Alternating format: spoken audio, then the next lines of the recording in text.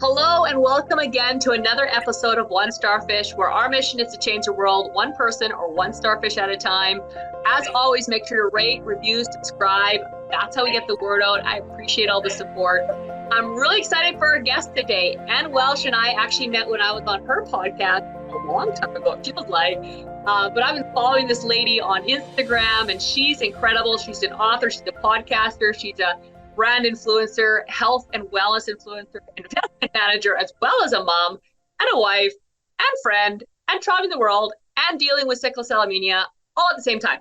This lady is incredible. So I'm excited to have her on the podcast. Thanks for being on. Oh, thank you. Thank you so much, Angela. I mean, when we first met, I was blown away by your story, your mission, what you've done and what you've done. And I'm really grateful our paths did touch, because if not for you, I think I would not have seen the vision of my world the way you made me see it. So thank you so much for it.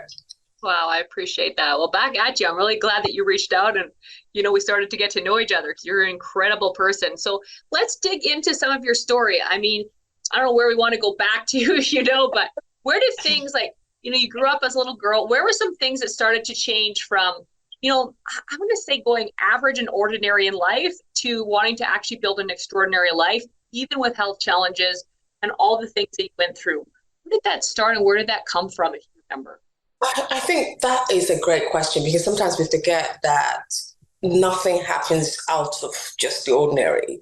Everything that we do in life, there was always that trigger point in your life where you get to that point, you say to yourself, I'm sick and tired of living this life. I need something to change from it. I need something better.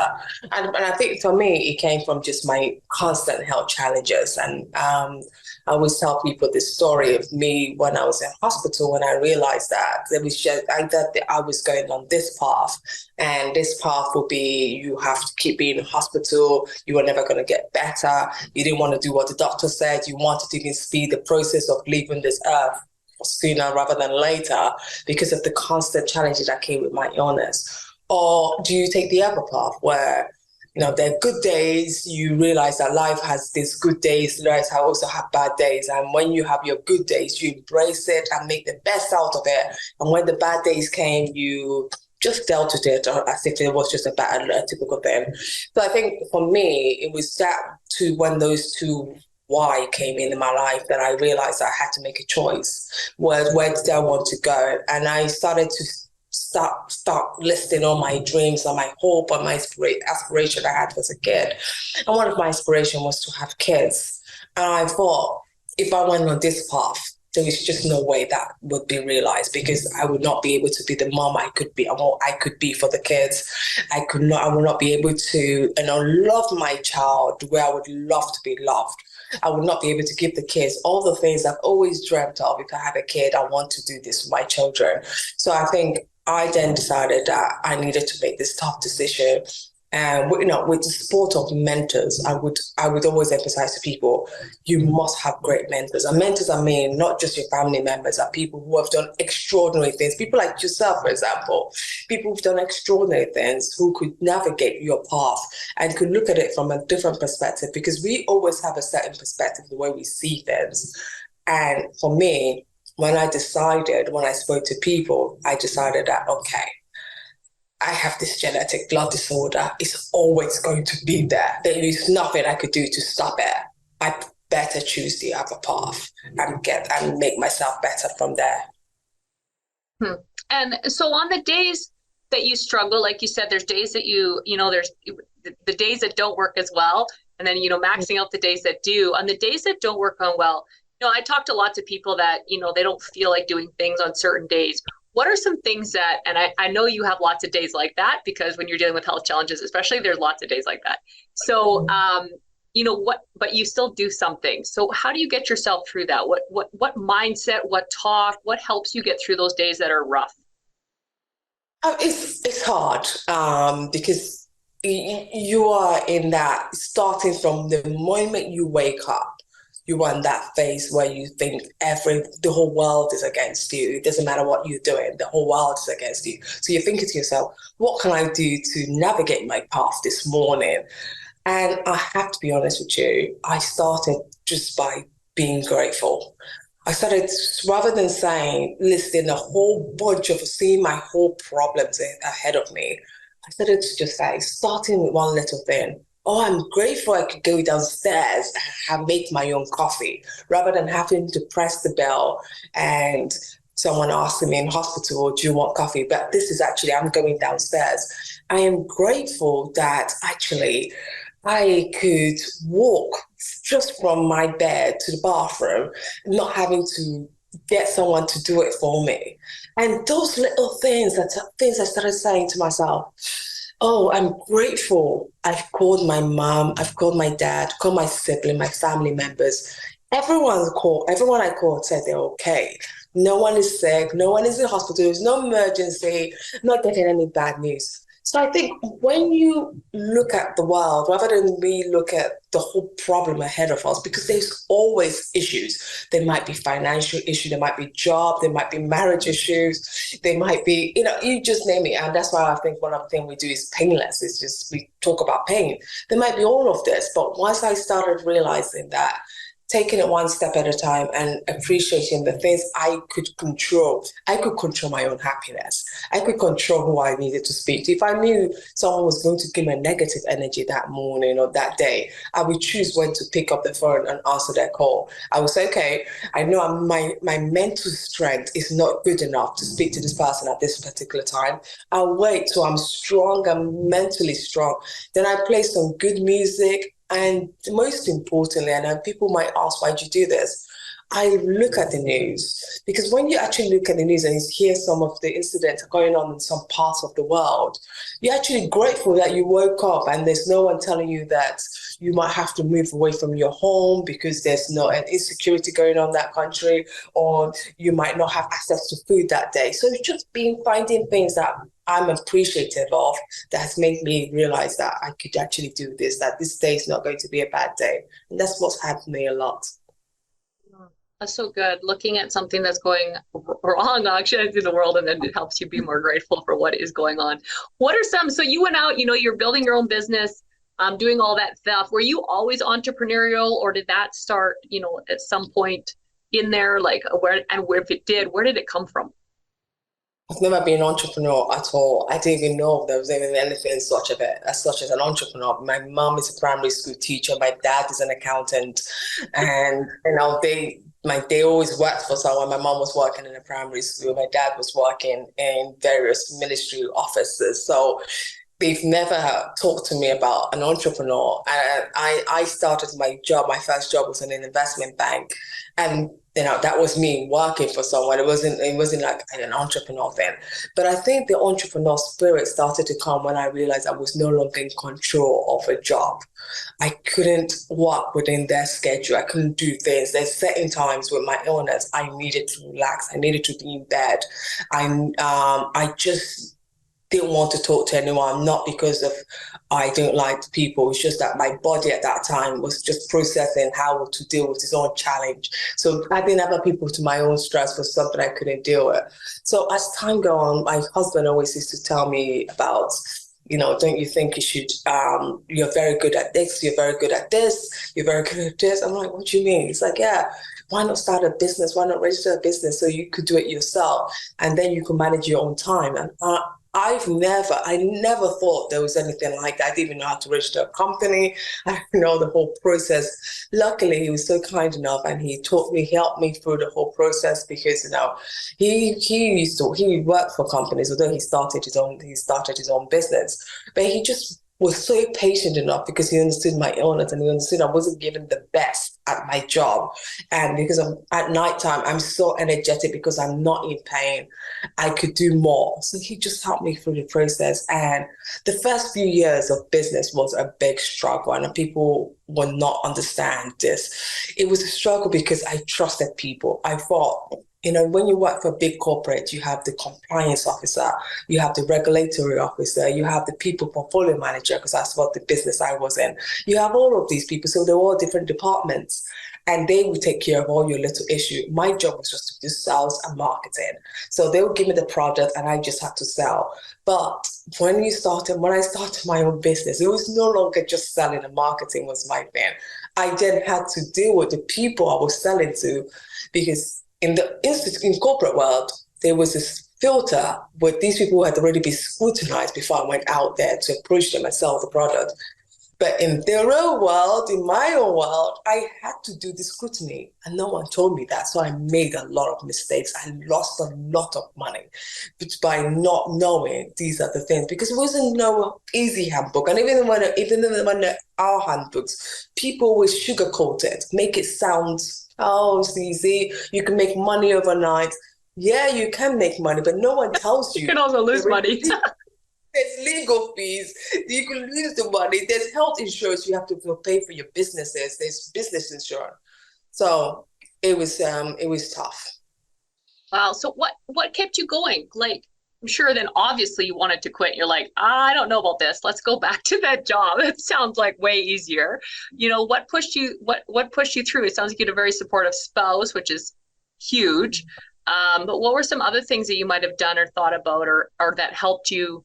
Like, is that when you got into personal development or reading or audio? Like, what kind of helped you through those days where you're losing money? I think is when you sit back and you actually see the rewards.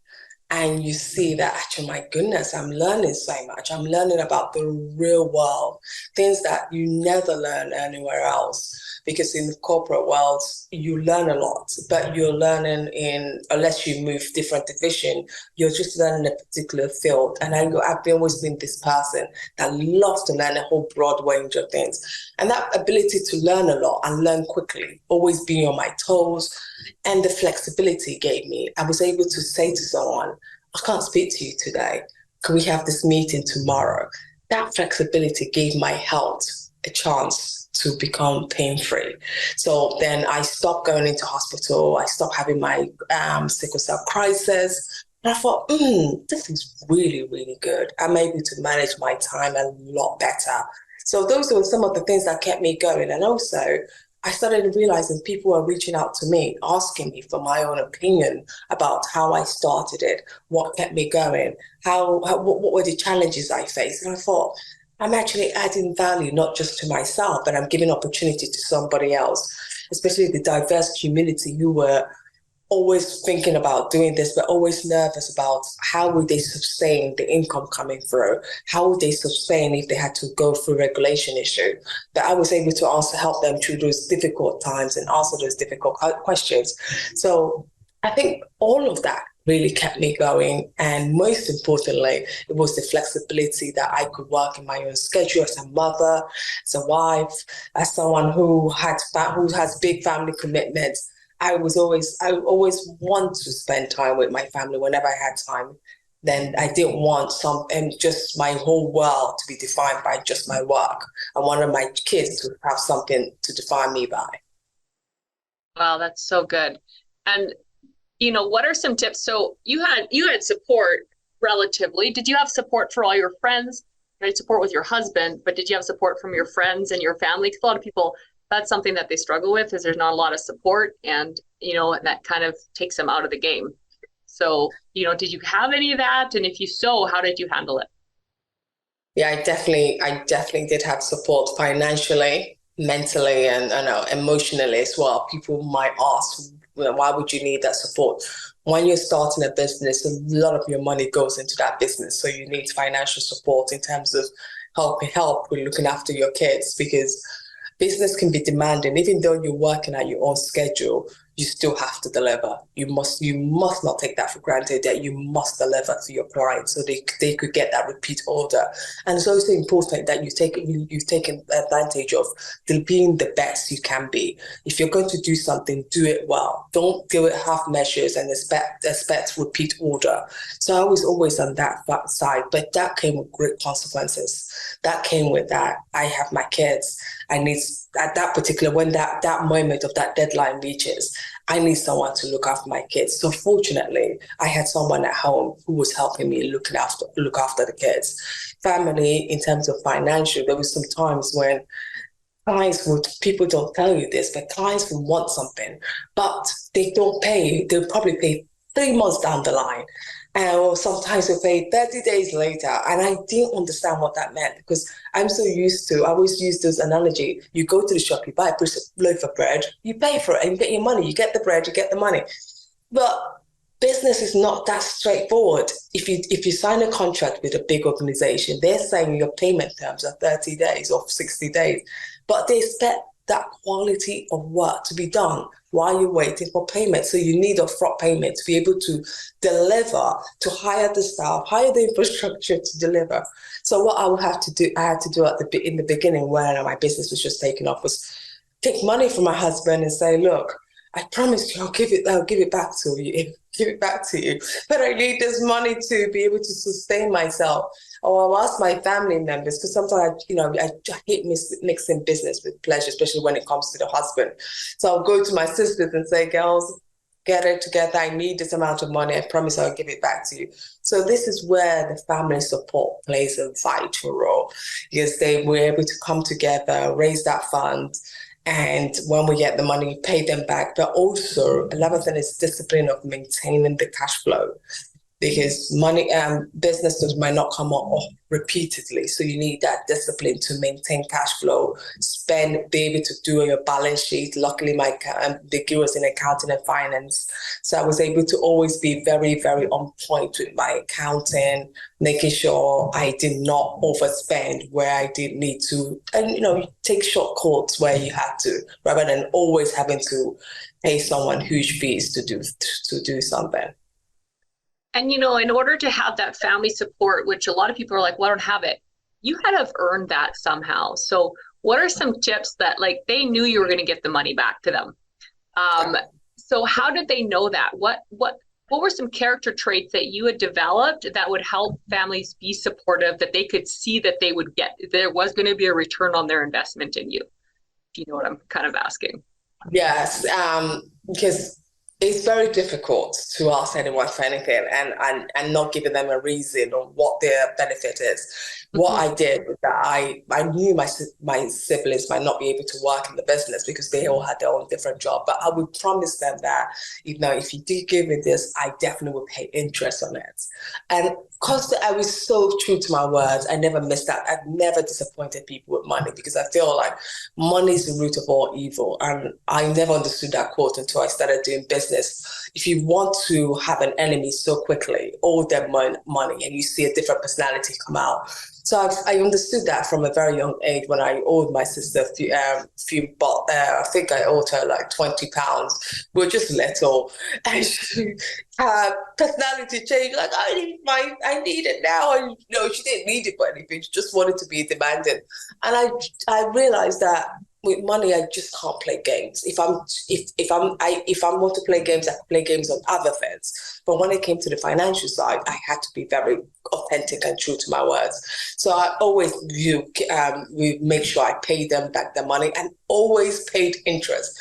They didn't ask me for the interest, but I always wanted to do it to make them know that I was true to my word. And I always want to ask them, do you want a stake in the business? Is there something I could do to make you comfortable so you don't feel like I'm just working towards my own goals while you guys are just there supporting me? So I always incorporated it as us. This is not just me, it's us.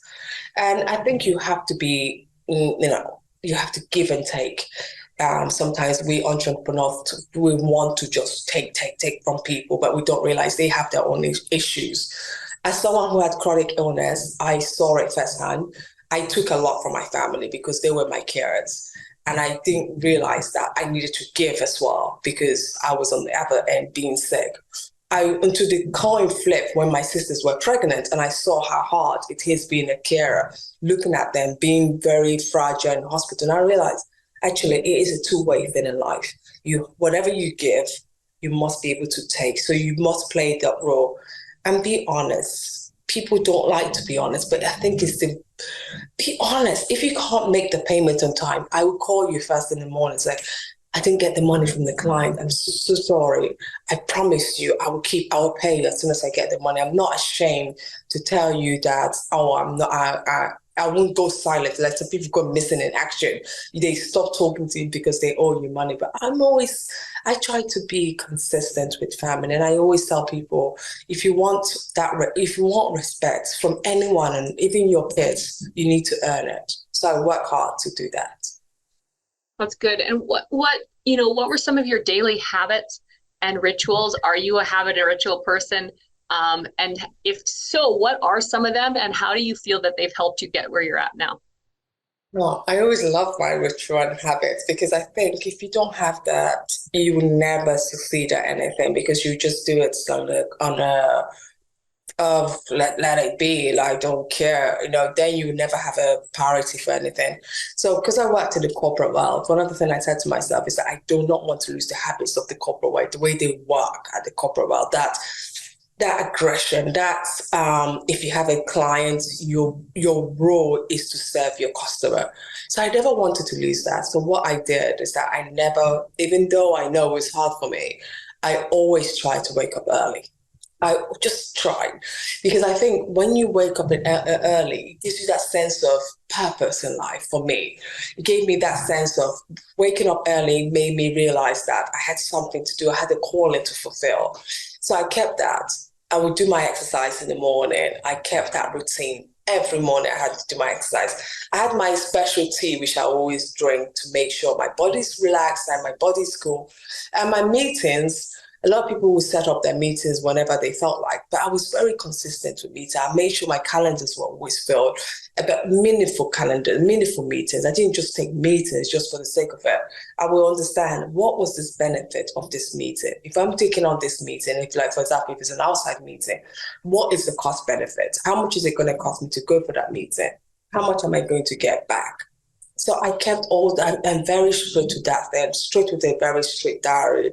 If something is my diary, I try to, keep to it and work with my team to say, guys, constantly, every morning I check with my team, say, what's on the calendar today? What do we need to deliver? If we have something, make sure we return those calls. It can be difficult because sometimes everyone feels, it's just, there's no need, but you don't realize those little steps start adding up and start making a difference in the business. So those are some of my morning routine that where I would say to people is that I stick to the corporate mental mindset of doing business, which is they're very strict. I use legal processes. I do not just do things lapsy-daisy because I always think about next 10 years where things could come back to haunt you because you haven't done things properly. So I always try to do my things properly, even with the accounting, try to look at the books, make sure things are balanced. I eat right, so I have the energy and capacity. Eat right and exercise right, so I have the energy and capacity to keep doing what I'm doing. But and most important, I always say to people, just be strict with yourself. Treat it like I treat it like I have an exam. I treat entrepreneurship like an exam every day. I have an exam. I need to pass this exam. And because I need to pass this exam, I need to be disciplined with myself. So this is my mindset. I have to do it every day because this is an entrepreneur. You need to keep going as a rainmaker as well. I said to someone the other day, you got to treat yourself like you're your own employee. Would you fire yourself? Because if you would, then something needs to change. So I love that. Treat it like an exam. Yes, like every day is a test, and if you pass the test, then eventually you'll get the exam done. That's a great one. Very, very cool. So I keep these short and sweet. So in wrapping up, I always have 3 final questions, and then anything that we didn't touch on that you really think is impactful for our listeners to hear. First and final question is, if someone's looking for their purpose, what's one sentence you could say that could help them find it? Look at yourself. Look at yourself and know what can you give out there. What are you good at? What do you enjoy doing? What is it? Because people always look for purpose by looking at the internet, but I think you have to look inwards. What can you do? If I ask you to do something, what can you truly do? It might not even be what you can do physically. It could be what can you do mentally, like asking people the right question. Do you like looking after people? Do you like talking to people? Do you like solving problems? Do you like doing maths? What do you love to do? That when you think about it, it is not a job anymore. You literally will wake up any time of the day to do it. Then that's your purpose. That's how to find your purpose. Don't try to read a whole bunch of books, because your purpose is only within. It can only come from you. It won't come from anyone else. Good, I like it. Number two, as I'm sure you have more than one, but what's a favorite quote and why? I think it's the Nike quote. Just do it. I think that is a priceless quote, because I think a lot of times we think about things, we want to do things, we have it in our head that, oh, I want to start a business, or I want to go to the gym, I want to eat healthier today, I want to do this, I want to do that. But we say I want the things we don't get a lot of doing, consistency. And that night quote summarizes it. If this is what you truly want, just do it. Go out and just do it. If you say you want to start a business, contact them. If you say you want to cancel a direct debit, just do it. Just don't keep waiting, because waiting does not solve or does not make things happen. You just have to go out there and do it. And then you start seeing changes in your life. I love it. So good. And third and final question is, what's one word or sentence you want on your gravestone? Sorry, which one? What's one word or sentence you want on your gravestone? Oh, gosh. I've never thought about that, but probably one word or sentence. I think if I'll say one word, I'll just say love. I think we say it a lot, but we don't do a lot of it.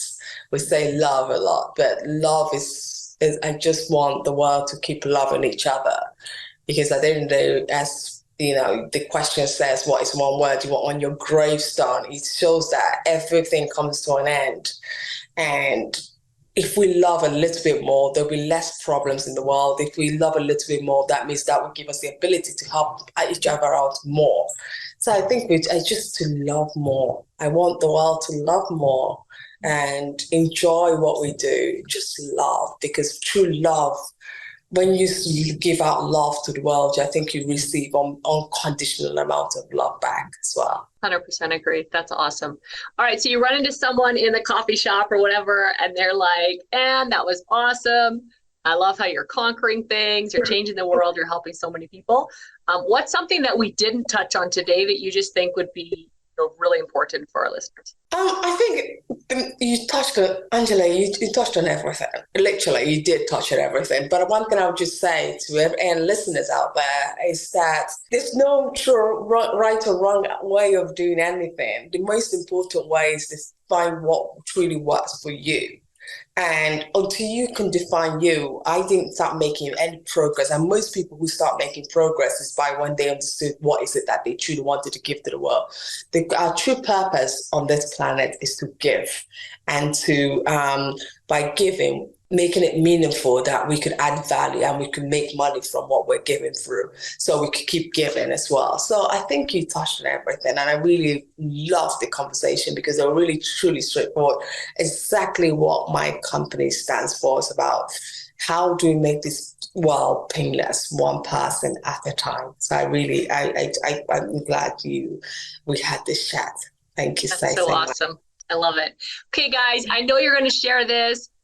We're going to have all of Anne's information in the show notes, her book, all that kind of stuff. So, reach out, check out her podcast, check out her book, check out her. She's amazing. If you have any questions, reach out.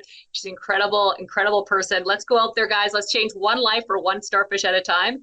If we can change one life at a time together, we could change the world. Thanks so much for being on. Thank you.